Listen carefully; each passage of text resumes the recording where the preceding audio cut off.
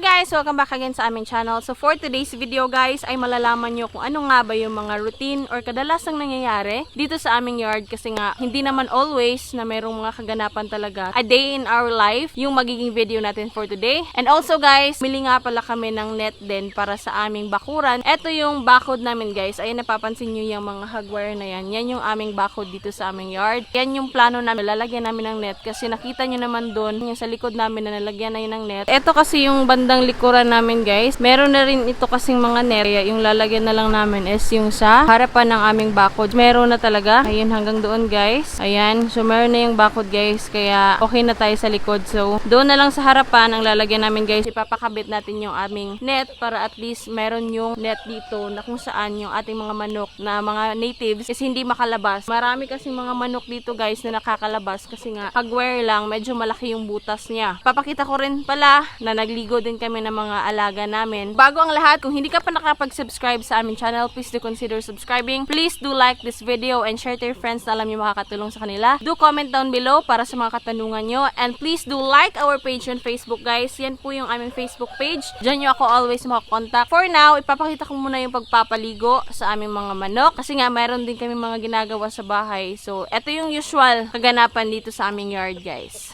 Ayan guys, ilan to sa mga usual or kadalasang ginagawa namin dito sa aming yard. Ayan, nagpapaligo kami ng mga manok. Nagmo-monitor din pala kami ng mga ilang manok na kung saan hindi nila alam kung saan sila mangingitlog. Isa to sa minonitor ni Mr. kanina. Gusto niya kasing mangitlog doon sa may nagmamay-ari na napaitlugan. Kinukuha namin sila tapos talagang nilalagyan ng patong sa ibabaw para hindi makalabas. Pag nangitlog na siya, pwede na namin kunin. Diyan na yung kanyang ugaran. The next time na mangingitlog ulit siya. Eto kasi supposedly, dyan siya nangingitlog kasi yung isang itlog na yan, dyan ko siya nilagay kahapon. Tapos nilagyan ko rin ng patong sa ibabaw para hindi siya makalabas. So ngayon nakalimutan niya ulit. So lalagay na muna ulit natin siya doon sa loob. Lalagay tayo ng basket din sa ibabaw para hindi siya makalabas. Ito guys, ilalagay natin siya dyan sa kanyang paglalagian talaga. Tomorrow, kapag hindi ulit siya bumalik dyan, monitor ulit guys. Magkakahaloy-haloy yung kanilang itlog kapag hindi tayo nag-monitor. Monitoring tayo sa ating mga manok na nangingitlog kasi nga kung saan-saan lang sila kasi nangingitlog.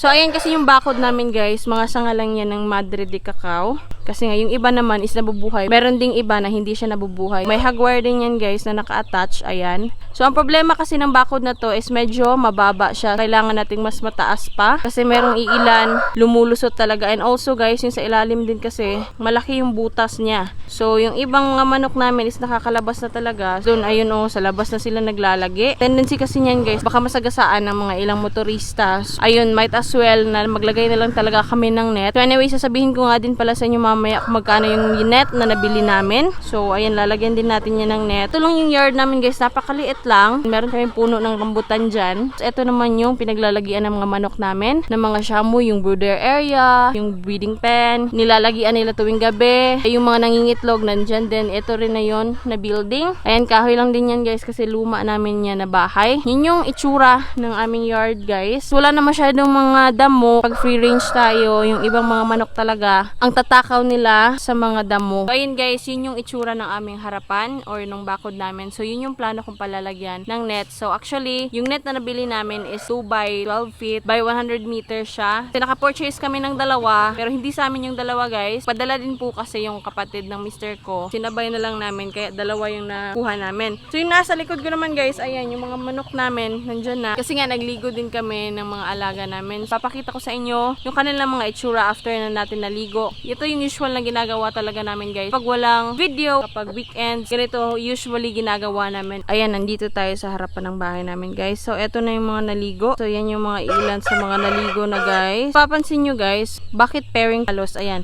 Kasi guys, yung iba kasi nagsasalpukan kapag hindi nila gusto yung pair nila. After nalagay namin is tinitingnan na muna namin sasalpukin ba nila or hindi. Kasi kung sasalpukin nila, so ita-transfer ulit natin sa isa pang square fence or yung limber guys. Ito yung si Brazilian nga pala guys, si Mayor. Binalik na si Mayor. So ayan, update ko kayo sa next video. Kasama nito nila guys, yung ating mga Belgian. Update natin yung kanilang height at saka yung kanilang timbang susunod na video natin. Pero ayan na yung ating mga alaga na Belgian guys, malalaki na rin. Ayan, maganda talaga kapag meron tayong limber or square fence. Kapag nagliligo tayong mga alaga natin, is pwede natin malagay sa labas, dali silang matuyo and then hindi masyadong ginawin. Yan yung kinaganda ng limber guys kapag meron tayo. Medyo maliit nga talaga yung green pair doon sa ating kulay blue na mga limber. Maglilinis na muna ako ng aming brooder area. So ito yung brooder area guys. So maglilinis na muna ako dyan. Kumbaga linis-linis lang talaga. Kasi nga yun naman yung importante pag tayo ay nagbe-breeding or nagmamanukan. Yung kalinisan ng kanilang paligid. Nakita nyo yan? Yan yung ating gagawin ngayon. Linisin natin yan ngayon para wala na yung ipot dyan. Bakit buhangin guys? Kasi hindi naging mabaho yung kanilang pupo. Parang meron siyang deodorizer. So maganda yan para sa amin. Kasi nga based on our experience, yan yung naging resulta. Hindi siya masyadong mabaho in terms of buhangin ang gamitin natin para sa kanilang ilalim o yung kanilang paglalagian.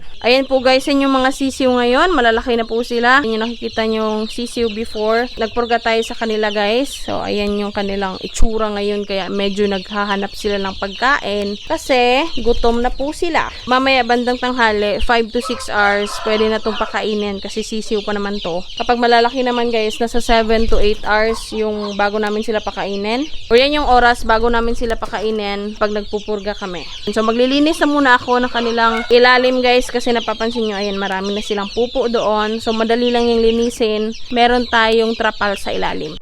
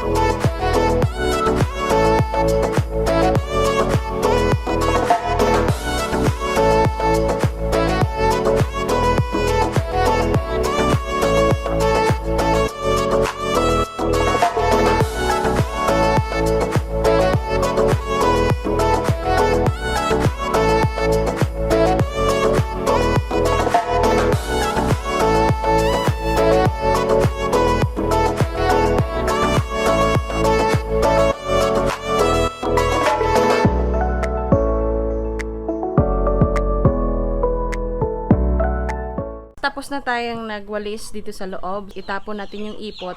Actually, hindi namin tinatapon yung ipot ng mga manok namin. Nilalagay namin sila doon sa may alubati namin. Ang taba-taba nila guys kasi nilalagyan namin ng mga ipot nandito galing sa aming brooder. So doon namin nilalagay. Tsaka sa iba pa naming mga halaman dito tulad ng rambutan namin at saka yung kalamansi namin. Meron kasi kaming kalamansi. And isa pa na kulang is magtitimpla tayo ng disinfectant. And also papalitan natin yung ating foot bath na solution or yung ating mixture ng disinfectant. So ilalagay natin doon para good to go na ang ating brooder area. Papasok na rin namin yung mga manok na niligo na ni partner kanina. Yun yung gagawin natin today's video. Yung mga usual na ginagawa lang namin guys. So ngayon dalhin na muna natin yung mga ipot natin guys doon sa aming mga halaman. May pakinabag naman din kasi yun.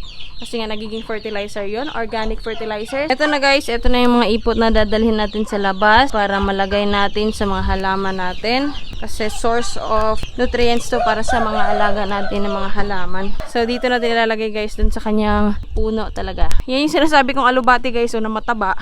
Kasi nilalagyan namin yan ng ipot. So ayan ang tataba ng dahon nila. So ayan guys, nalagay ko na yung ating mga ipot. Ayan, nandiyan sa baba. Tapos nilagyan ko na lang din ng kaunti yung dyan So ito na yung purpose ng aming mga ipot guys na nakakolekta sa brooder area. Nilalagyan namin sa mga halaman namin. O di naman kaya dito sa aming langka. Minsan naman din guys dyan sa mga rambutan namin nilalagay. So ayan na yung ating mga alaga guys. Later, papasok na natin yan sila. Pag medyo natuyo na yan. Ngayon, dyan na muna sila. Then yung iba guys is nasa breeding pen. Wala si Naime and si Luffy dyan guys kasi nga on breeding sila. Zora din tsaka si Mira and si Rema on breeding din po sila. Ito na guys yung ating gagamitin. Chlorine lang siya guys na tinunaw ko na. Matagal ko na itong tinunaw. Timpla na tayo ng ating disinfectant. Ito yung sprayer namin guys. Then I'll be back in a while para mag-spray na tayo.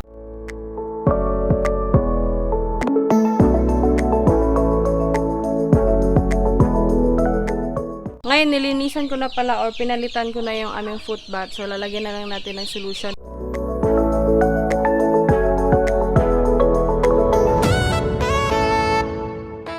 eto guys, lalagyan natin to dito banda sa harapan ng pintuan ng ating brooder area. Eto dito guys. Para kapag may pumasok, magpo-footbath talaga bago pumasok. So ayan guys, tapos na ako naglinis dito ng mga ilang kailangang linisin natin. Most especially yung ipot ng ating mga alaga dito sa aming brooder area. So nakapag-disinfect na rin ako kanina. We are good to go. Tapos na tayo yung ating araw para sa ating brooder area. Papakain na lang kami mamaya. See ya! So it's been 5 hours since nagpurga kami. Kaninang umaga, papakainin ko na yung sisiw namin.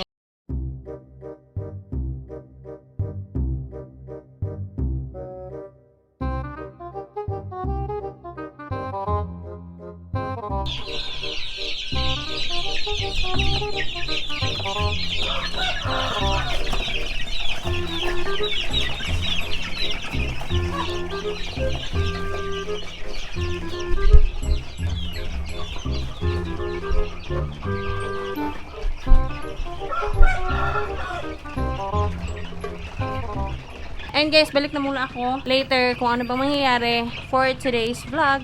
See ya! So guys, I'm back again. So ngayon guys, papakita ko na muna yung net sa inyo. Medyo umuulan na guys and I am about to end this vlog kasi nga hindi ko na pinakita kanina. Nagpa-take pa kami ng vitamins sa aming mga alaga kasi medyo umaambo na guys. So kailangan namin magmadali. That's why hindi ko na napakita in this vlog. Pero ngayon, papakita ko sa inyo yung net na nabili namin bago tayo mag-shoutouts. Ito yung net na yun guys. Ayan. Katulad siya nung net na nakalagay sa aming brooder area guys. Green pa rin siya. So ang size niya is 2 inch by 12 feet height niya. And then by 100 meters yung kanyang kung gaano siya kahaba. Dalawa to sila guys. So hindi ko pa binuksan talaga para at least makita din ni Bayaw. Eto. So etong isa is para sa kanya. Price naman nito guys, 3,800. So meron din siyang kasamang nylon na tali. Ganyan yung kanyang kulay. So eto yung pinorchase namin para nga doon sa aming bakod. Malagay na and then yung ating mga alaga dito is masecure natin. So ayun guys, dako naman tayo sa ating shoutout for today's vlog. Shoutout nga pala kay Michael Ramirez. Shoutout din kay Sir Jumar TV, to Sir Michael Lapus, also kay Sir Benji Puertolano from Iloilo, to Sir Max Steve Abayon from South Cotabato. Shoutout din kay Kent Abinsay from Makilala. Hi sir, magkababayan lang pala tayo. Shoutout din pala kay Alnaim Panambulan, to Joel Pagodar. Hi sir. Shoutout din pala kay Sir Lindon Fernando. Pati rin sa iyo Sir Nathaniel Kapulong. Shoutout din pala kay Sir Kent John De Chavez from Kalamansig, Sultan Kudarat. Kay Ian Cabante naman from Malalag, Davao del Sur. Also kay Sir Ian Olareta from Bohol. And shoutout din pala sa iyo Sir Matmat. That ends our video for today guys. Hope you like our video and again, sana nag-enjoy kayo sa aming video for today. And don't forget to subscribe pala guys and do comment down below kung meron pa kayong mga katanungan regarding our video for today. Do like this video and share to your friends na alam nyo, mag-i-enjoy sila sa ating video for today. And do like our page on Facebook guys. Diyan ako always nag-online guys and nagsasagot sa mga ilang katanungan nyo. So that's it for this video guys. Thank you and peace out everybody. Goodbye!